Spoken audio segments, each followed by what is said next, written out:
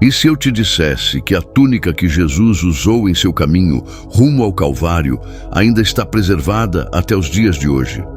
Durante séculos, essa vestimenta permaneceu oculta, guardada com extremo cuidado em uma majestosa catedral localizada na Alemanha. Ela não está permanentemente exposta ao público, mas é revelada apenas em ocasiões muito especiais e solenes, sob rigorosas condições de conservação. E quando finalmente é apresentada aos olhos do mundo, milhares de pessoas, vindas de todos os cantos do planeta, fazem peregrinação apenas para contemplá-la.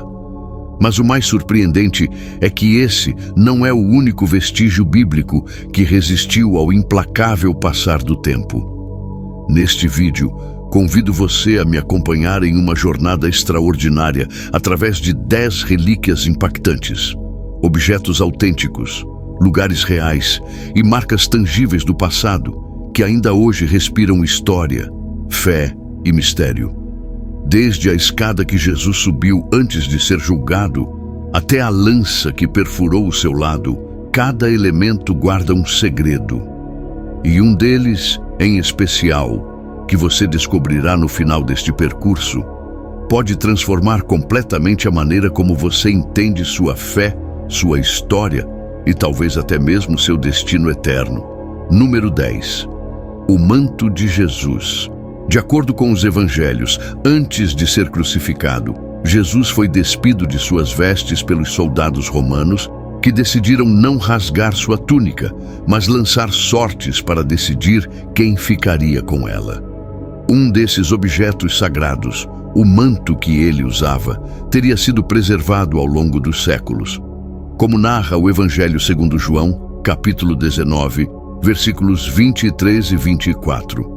Tendo, pois, os soldados crucificado a Jesus, tomaram as suas vestes e fizeram 4 partes, uma para cada soldado. Tomaram também a túnica. A túnica, porém, era sem costura, toda tecida de alto a baixo. Disseram, pois, uns aos outros: não a rasguemos, mas lancemos sortes sobre ela, para ver de quem será. E se eu te dissesse que essa mesma túnica chegou até nós e que hoje se encontra em território alemão? Ela está guardada na Catedral de Treveris, uma das cidades mais antigas da Alemanha. Ali é conservada aquilo que muitos fiéis acreditam ser a autêntica túnica sem costura que Cristo usou durante sua paixão. A tradição conta que a túnica foi levada a essa cidade por Santa Helena, mãe do imperador Constantino, no século IV. Desde então, tem sido venerada como uma das relíquias mais antigas, sagradas e emblemáticas de todo o cristianismo. A túnica não está exposta de forma permanente, só é exibida em circunstâncias especiais, sob protocolos rígidos de preservação. No entanto, quando isso acontece, sua aparição atrai multidões de devotos de diversas partes do mundo, movidos por sua fé e reverência. A peça, escurecida pela passagem do tempo, foi cuidadosamente reforçada para preservar sua integridade, mas sua simples presença impõe respeito, silêncio e profunda devoção. Número 9. O cajado de Moisés. A vida de Moisés está repleta de episódios milagrosos e momentos marcantes. No entanto, há um objeto que esteve ao seu lado em muitas dessas cenas: seu cajado ou vara. Com esse instrumento simples, mas carregado de poder divino, ele transformou as águas do Nilo em sangue, abriu o Mar Vermelho ao meio e feriu a rocha no deserto, de onde jorrou água para saciar a sede do povo.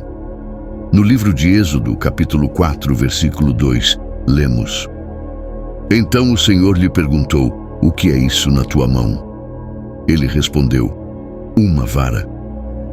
Atualmente, no coração da Etiópia, em uma pequena cidade chamada Aksum, existe um antigo mosteiro onde se acredita que essa vara milagrosa está guardada.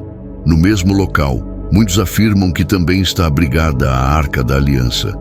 Esse mosteiro é protegido por um único monge, conhecido como o Guardião da Arca, e ele é o único autorizado a entrar no santuário sagrado.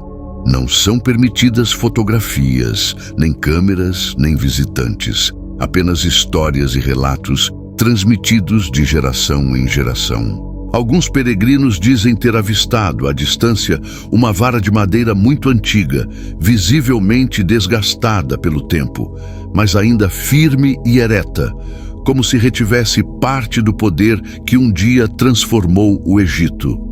Os monges locais afirmam com convicção que se trata da mesma vara que Deus transformou em serpente diante do faraó, como sinal de sua autoridade divina. Número 8. O altar do sacrifício de Abraão. No capítulo 22 do livro de Gênesis, é narrado um dos episódios mais emocionantes de toda a Bíblia. Deus pede a Abraão que ofereça seu filho Isaque em sacrifício. Um momento profundamente carregado de tensão espiritual, obediência absoluta, fé inabalável e uma misericórdia final que mudou o curso da história. Segundo a tradição tanto judaica quanto muçulmana, o local onde esse evento ocorreu ainda pode ser identificado. Trata-se do Monte Moriá, que hoje é conhecido como o Monte do Templo, situado na cidade de Jerusalém. E é aqui que a história se torna ainda mais fascinante. Dentro da cúpula da rocha, um dos santuários mais reverenciados do mundo islâmico, encontra-se exposta uma imensa pedra. Muitos acreditam que é a mesma rocha sobre a qual Abraão esteve prestes a sacrificar seu filho, em total obediência ao mandamento divino. Este local sagrado é considerado um ponto de encontro das três grandes religiões monoteístas, judaísmo, cristianismo e islamismo, e continua sendo até hoje um lugar carregado de espiritualidade, importância histórica e uma energia intensa que toca profundamente todos aqueles que o visitam. Número 7. A Escada Santa, também conhecida como a Scala Sancta. Segundo a tradição cristã, Santa Helena, mãe do imperador Constantino, não apenas teria encontrado a túnica de Jesus Cristo, como também teria ordenado que uma escada muito especial fosse levada até Roma. Os degraus que Jesus teria subido ao ser conduzido diante de Pôncio Pilatos para ser julgado. Atualmente, essa escada está preservada em Roma, bem em frente à majestosa Basílica de São João de Latrão. É conhecida como a Escada Santa e é composta por 28 degraus de mármore. Os fiéis, em um gesto profundo de devoção e penitência, só podem subi-la de joelhos. Todos os anos, milhares de peregrinos vindos de diversos cantos do mundo visitam esse local sagrado, subindo degrau por degrau com humildade, fé e recolhimento espiritual. Os degraus estão cobertos por uma camada de madeira protetora para evitar seu desgaste com o tempo. No entanto, em certos pontos específicos, é possível observar pequenas gotas de cor avermelhada, protegidas por vidro. Acredita-se que essas manchas sejam vestígios do sangue de Cristo, derramado enquanto ele subia rumo ao julgamento. Historicamente, essa escada sagrada permanece nesse local há mais de 16 séculos. Ao longo dos anos, ela foi restaurada, cuidadosamente protegida e venerada com profundo respeito. E o mais impressionante, você ainda pode visitar esse lugar, ajoelhar-se em cada degrau e viver um momento de comunhão espiritual indescritível. Número 6. O altar do Santo Sepulcro. O local mais reverenciado de todo o cristianismo não é exatamente uma igreja, tampouco um objeto sagrado que possa ser transportado. É uma rocha, uma tumba escavada na pedra. Um espaço físico que, por milênios, foi considerado sagrado. O sepulcro onde o corpo de Jesus foi depositado após a crucificação e onde, segundo a fé cristã, ocorreu o milagre da ressurreição. Esse local se encontra dentro da Basílica do Santo Sepulcro, em Jerusalém, um dos templos mais visitados e venerados do mundo inteiro. Dentro da Basílica há um pequeno santuário de pedra chamado Ediculi. No seu interior está o altar que marca o ponto exato onde se acredita que o corpo de Jesus tenha repousado. Não estamos falando aqui de uma relíquia tradicional como um manto, um prego ou uma lança. Trata-se de um espaço sagrado, um ponto fixo no mapa que foi reverenciado por milhões de almas ao longo de incontáveis gerações. No ano de 2016, durante um processo de restauração meticulosa, a laje que cobre o sepulcro foi aberta pela primeira vez em muitos séculos. Os especialistas encontraram uma segunda camada de pedra e, sob ela, uma cavidade jamais vista anteriormente. A descoberta foi tão impactante que muitos ficaram sem palavras. Alguns choraram, conscientes de que talvez estivessem diante do local físico onde a morte foi vencida pela vida. Hoje, você também pode entrar no edicule, tocar a pedra sagrada e elevar sua oração. Muitos testemunhos relatam que, ao fazer isso, sentem uma paz impossível de descrever com palavras. Um silêncio que fala por si mesmo, uma certeza que vai além de qualquer prova científica. É uma experiência espiritual que transforma e marca para sempre o coração de quem a vive. Número 5. A Arca de Noé. Mito ou realidade tangível? Os capítulos 6 a 9 do livro de Gênesis contam uma história grandiosa.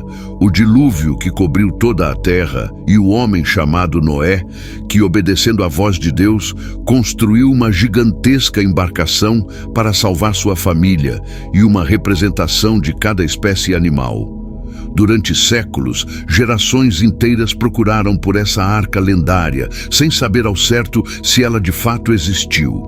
Mas e se eu te dissesse que existe um lugar onde muitos afirmam que os restos da Arca de Noé ainda repousam? Esse lugar é o Monte Ararat, na atual Turquia. Em 1959, um piloto turco sobrevoava a região e capturou imagens aéreas de uma formação que se assemelhava estranhamente a um navio.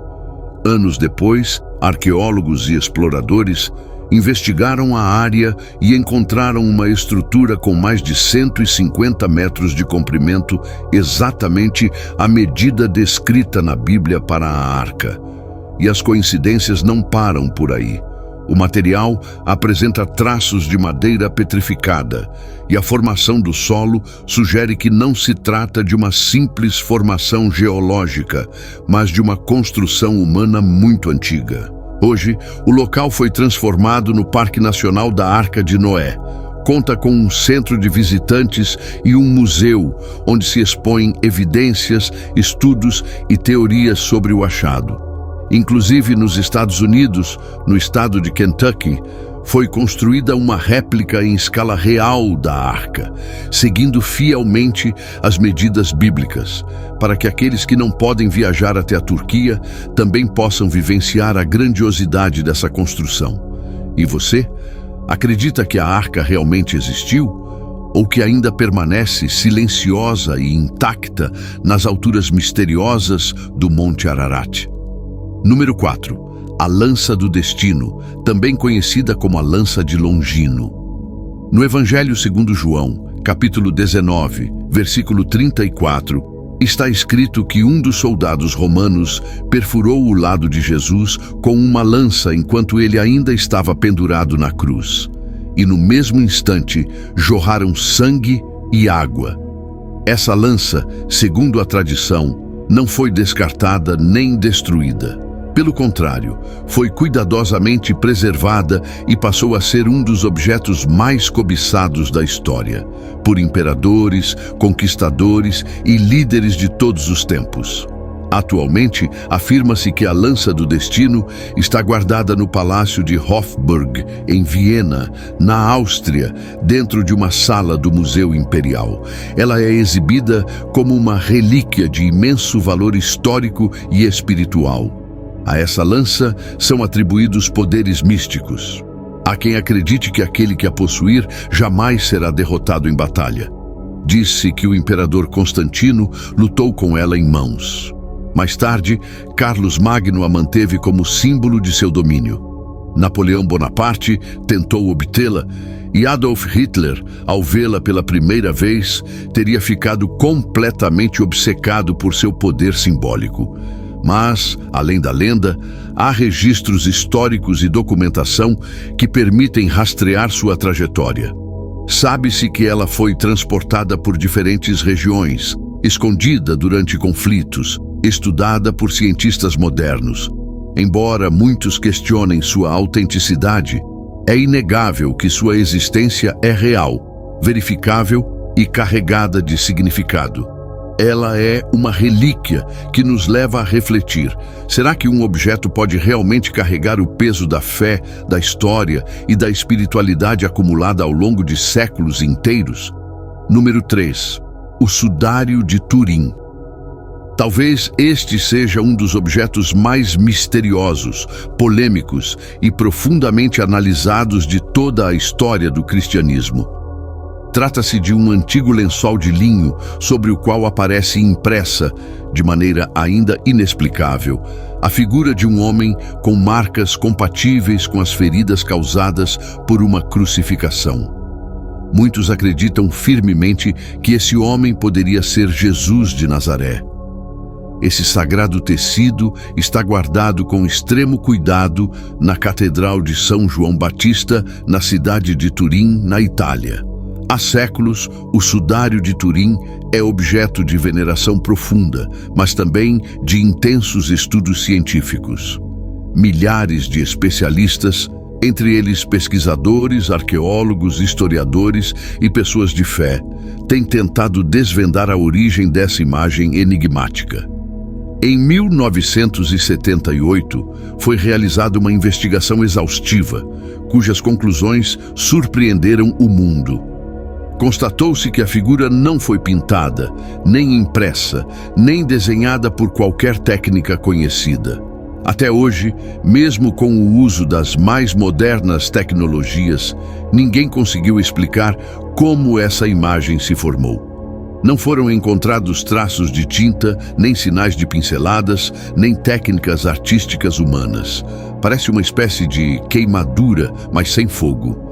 E o mais impressionante, as marcas visíveis coincidem perfeitamente com as feridas descritas nos evangelhos. A coroa de espinhos na cabeça, os cravos atravessando os pulsos e os pés, a ferida no lado do corpo. Tudo está ali, impresso silenciosamente no linho, como um testemunho vivo do sofrimento de um homem que transformou a história da humanidade.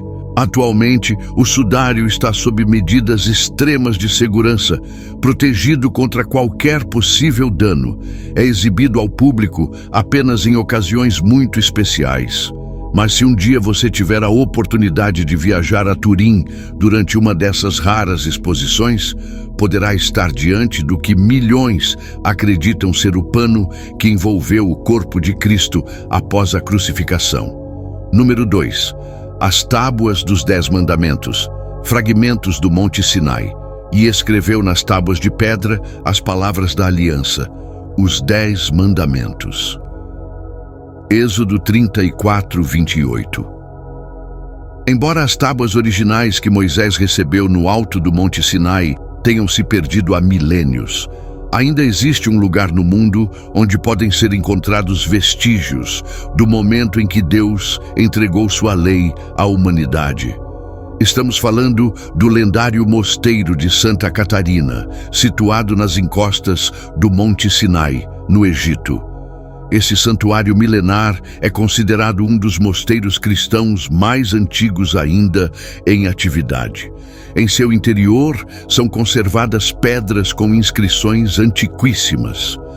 Algumas dessas inscrições estão em hebraico arcaico e muitos estudiosos acreditam que possam ser fragmentos autênticos das primeiras leis divinas recebidas por Moisés. Mas isso não é tudo. No pátio do mosteiro cresce uma zarza viva que, segundo a tradição, é descendente direta daquela misteriosa sarça ardente que queimava sem se consumir quando Moisés ouviu a voz de Deus. Esse local sagrado é há séculos um destino de peregrinação para fiéis do mundo inteiro. E o melhor, você também pode visitá-lo. Pode caminhar pelas mesmas trilhas que os antigos profetas trilharam e sentir o silêncio sagrado do deserto onde Deus falou com o homem. Número 1. A coroa de espinhos. E tecendo uma coroa de espinhos, puseram-na sobre sua cabeça e uma cana em sua mão direita.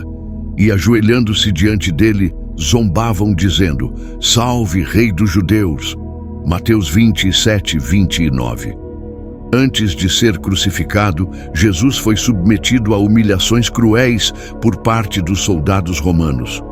Uma das mais simbólicas e dolorosas foi a colocação de uma coroa feita de espinhos em sua cabeça, uma zombaria à sua realeza espiritual. O que muitos não sabem é que essa coroa, ou ao menos uma parte significativa dela, teria sobrevivido ao passar do tempo e está preservada até hoje em Paris.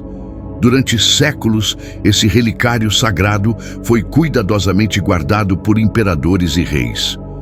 No século XIII, chegou à França pelas mãos do rei Luís IX, também conhecido como São Luís, que mandou construir um santuário especial para abrigá-la. A Sainte-Chapelle, uma verdadeira joia da arquitetura gótica francesa, erguida com o propósito de custodiar relíquias sagradas.